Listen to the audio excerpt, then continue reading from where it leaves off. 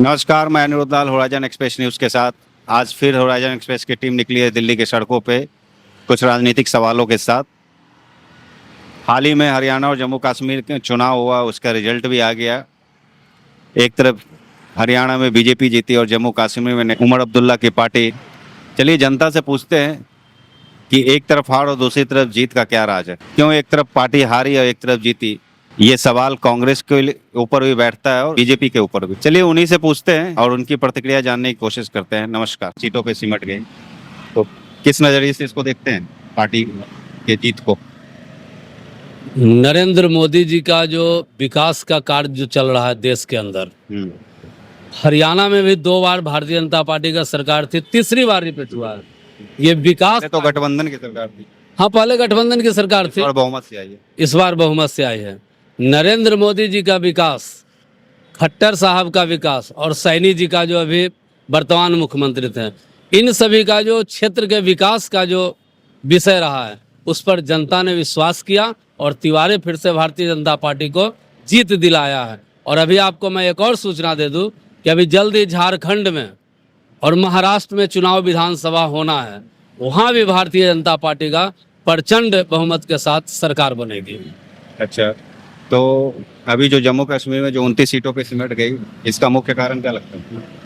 29 seat पे सिमट नहीं गए, 29 सीट मैंने जीता हूँ। अच्छा, देखिए वहाँ की जो भौगोलिक स्थिति है और जो जनसंख्या का जो संतुलन है, अभी एक जो स्थिति पूरे देश में चल रही है उसके अनुसार से भारतीय जनता पार्टी का बहुत अच्छा जीत मिला है। वोट की प्रतिशत को देखिए। हाँ, वोट की प्रतिशत ज्यादा है। बढ़ा ना, माने लोगों का विश्वास भारतीय जनता पार्टी के ऊपर बढ़ा है।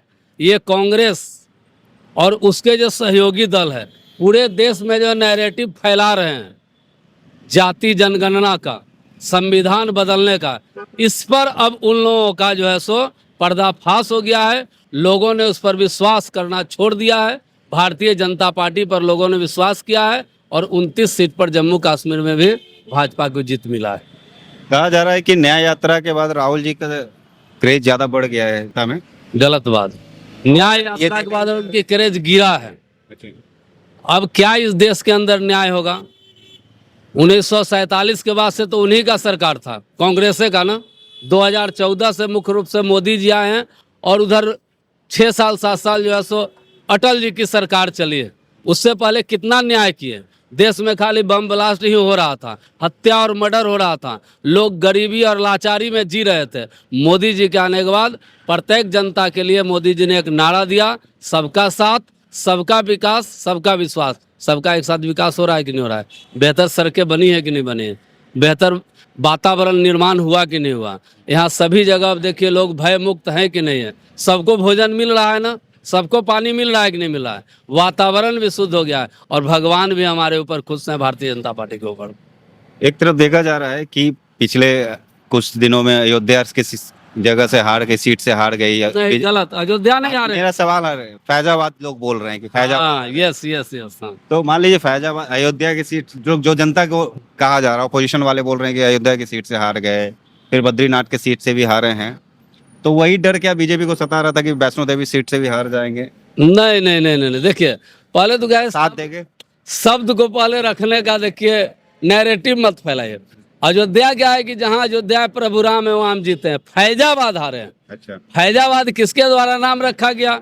जिसके द्वारा रखा गया उन लोगों ने ही नैरेटिव फैला करके सीट को हराया है। उससे हम घबराने वाले नहीं है। अयोध्या प्रभु राम का है और राम को मानने वाले हम लोग हैं।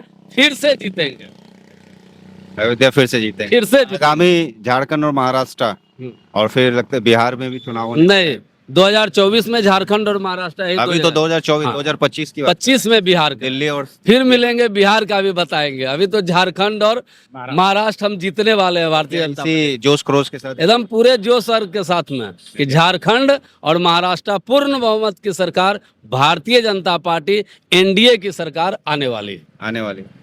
ठीक है। आज तो 29 सीट पे आप खुश है बीजेपी पार्टी? एकदम खुश है। हमारी वोट प्रतिशत बढ़ी है ना। आज वोट प्रतिशत बढ़ा है, कल सीट बढ़ेगा, कल सत्ता में आएंगे, कल फिर वहाँ सरकार बनाएंगे।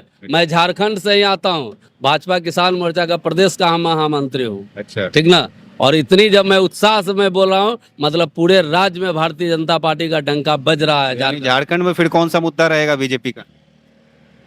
झारखंड में चूंकि क्या ना कि 5 वर्षों से जो हेमंत सोरेन की सरकार कांग्रेस और राजद के समर्थन में जो चला है ना, लूट, हत्या, बलात्कार, छिनतई, उधर से बांग्लादेशी और रोहिंग्या मुसलमानों का चारों क्षेत्र में बसाना, जनता में भय आ गया है, जनता में एक डर पैदा हो गया है। उन डर से, भय से निकालने के लिए और राज्य को समृद्धशाली, शक्तिशाली राज्य बनाने के लिए, भय मुक्त जीवन देने के लिए भारतीय जनता पार्टी की सरकार आने वाली है। मतलब बीजेपी सही वहां भी बहुमत से जीत रही है। पूर्ण बहुमत की सरकार, भारतीय जनता पार्टी, एनडीए की सरकार झारखंड में बनने वाली है। आपका भी यही कहना? मेरा भी यही कहना है, झारखंड में पूर्ण बहुमत की सरकार बनेगी और यह हेमंत सोरेन की जो लूट और बलात्कार की जो सरकार है वो हटेगी।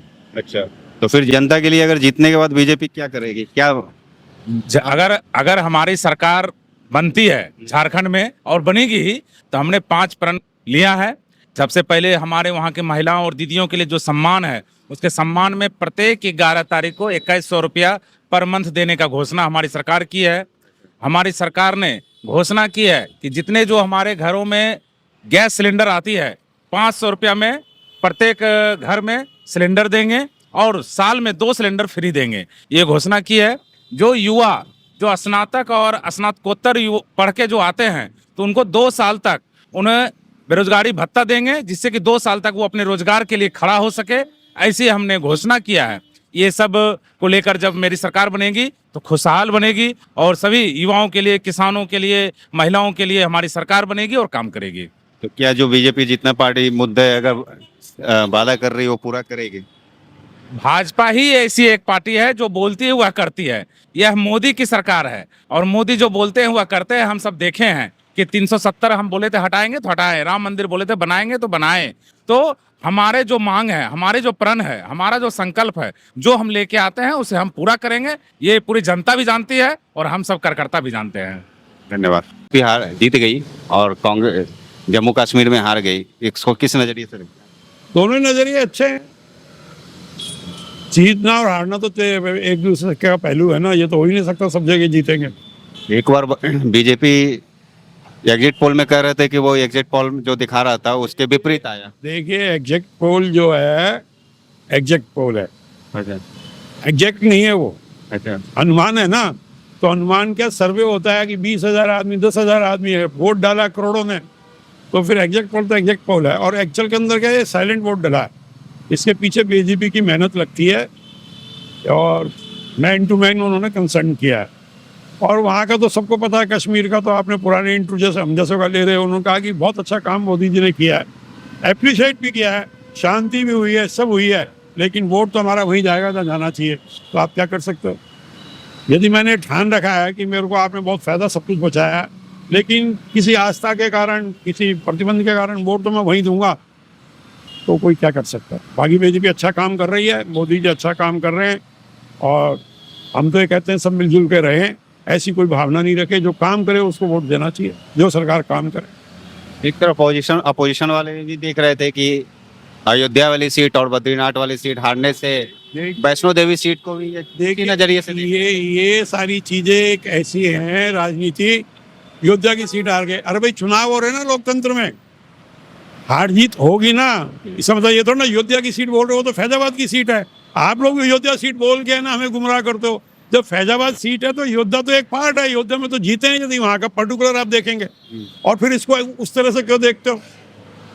मैं ये कहता हूँ यदि अयोध्या हार गए तो क्या बीजेपी लोकसभा में हार गई? क्या नहीं। हम एक छोटी सी चीज़ को लेके उसको बहुत बड़ा बना देते हैं। हम पढ़े लिखे आदमी, हम चीज़ों को समझते हैं, हमारे लिए सब बराबर है। अयोध्या यदि हम हारे हैं तो अयोध्या का उसी विधानसभा सीट हारे होंगे, मानी फैजाबाद के उसमें हारे होंगे हम। अयोध्या में तो वोटिंग हुई है और वो अयोध्या की सीट में तो हम जीते हैं। हम का मतलब बीजेपी। पीएम मोदी कह रहे हैं कि झूठ जी हार गया और विकास जीत गया है। ये क्या सही है? क्या हार गया? झूठ जी हार गया। बिल्कुल बिल्कुल झूठ हार गया। हरियाणा में झूठ हार गया। हरियाणा के लोगों ने देखा मोदी जी कैसे काम कर रहे हैं, और जो दूसरे विपक्ष लोग थे वो बहुत प्रोपेगेंडा कर रहे थे कि मोदी जी ने कोई काम नहीं किया। उनको मुझे ये काम दिखता ही नहीं है। जब आंखें पट्टी बांध रखी है तो फिर उनका इलाज भी क्या हो सकता है। तो लोग तो समझते हैं ना कि क्या काम करा मोदी जी ने हरियाणा में, या क्या उनकी आगे की प्लानिंग है और किस चीज़ में फ़ायदा है उन सबका। देश को क्या फ़ायदा है, देश को किस चीज़ में फ़ायदा है, किसको लाने में फ़ायदा है, तो वो सब हरियाणा वालों ने देखा, किया और उस हिसाब से उन्होंने वोटिंग किया। बीजेपी दोनों तरफ से वादा कर रही थी कि दोनों तरफ सरकार बना रही है, लेकिन एक तरफ 29 सीट पे ही सिमट गई जम्मू कश्मीर। वहाँ विकास भी जम्मू में तो बीजेपी रही है, कश्मीर में यह है कि जो मेंटेलिटी है लोगों की शुरू से ही उसी हिसाब से है किस टाइप की मेंटल कि वहाँ जो उन्होंने माहौल देखा लोगों ने, जैसा माहौल वो जीते आए, लोग बाग जो बच्चे बड़े हो गए उन्होंने वही माहौल देखा है। उनके मन में अभी भी है ना वही विचारधारा है, चाहे मोदी जी कितना भी उनको फ़ायदा दे दें, चाहे मोदी जी कितना भी कैसे विचार कि भाई अपने को तो है ना अलग रहना है, अपने को है ना हिंदुस्तान में नहीं मिलना है, या अपन अलग उसमें चलेंगे। वहाँ उनके जो पहले के अलगाववादी लोग बाग थे उन्होंने उनके माइंड में वो सब चीज़ें बता रखी है, उनका माइंड वॉश होने में टाइम लगेगा। जो अलगाववादी लोग बाग थे ना, जो नहीं चाहते थे कि भाई है ना जम्मू में कश्मीर में शांति रहे, या कश्मीर भारत का हिस्सा बने जिसमें बाहर से भी लोग हो सकते हैं। और शुरू से विपक्ष ने इस बात को उनको हवा दी कि भाई ये तो है ना अलग से ही वो होना चाहिए, कश्मीर एक अलग से राज्य है। तो ये सब बातें सब समझते हैं कि भाई है ना क्या होना चाहिए, लेकिन चाहे उनकी मजबूरी समझ लो, चाहे है ना उनका कोई उनके आंखों को कोई कोल समझ लो कि उनकी मजबूरी में वहाँ वोट डालना पड़ता है जहाँ वो नहीं चाहते। उमर अब्दुल्ला भी जब वो चुनाव जीत गए तो विजय यात्रा में उन्होंने एक संबोधन पब्लिक को संबोधित करते हुए कहा 370 का मुद्दा भी हम भूले नहीं हैं, जनता से जो वादा किया वो वापस करेंगे, लेकिन अभी जो वर्तमान सरकार है उनसे करना मुश्किल है, जो उनके अकॉर्डिंग जो सरकार आएगी उसके बात करेंगे।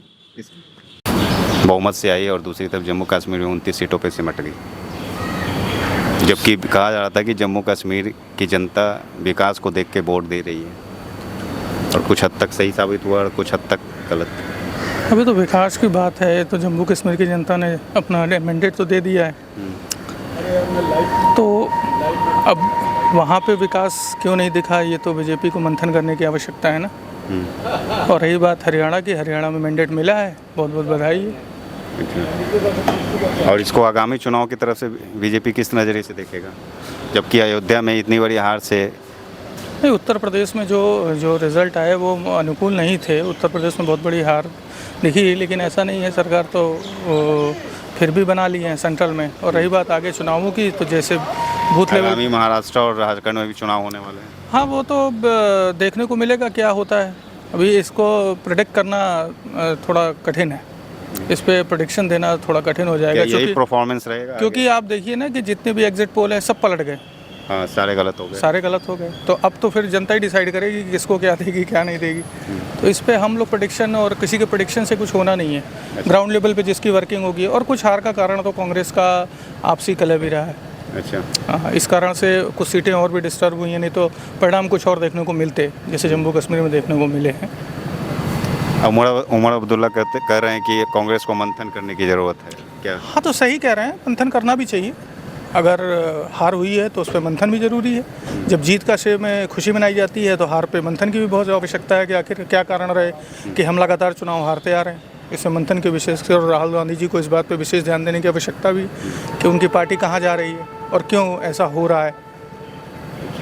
बीजेपी इतना काम करने के बावजूद भी, जहां लोग सोच रहे थे कांग्रेस खत्म होने जा रही है, खत्म होने का, लेकिन उसका विपरीत ही देखने को मिल रहा है। क्या यह न्याय दौरा, देखिए, न्याय यात्रा का परिणाम है? नहीं, ये देखिए लोकतंत्र है, और जब आप सरकार में काफ़ी समय तक रहते हैं तो एंटी इनकम्पेंसी भी हो ही जाती है।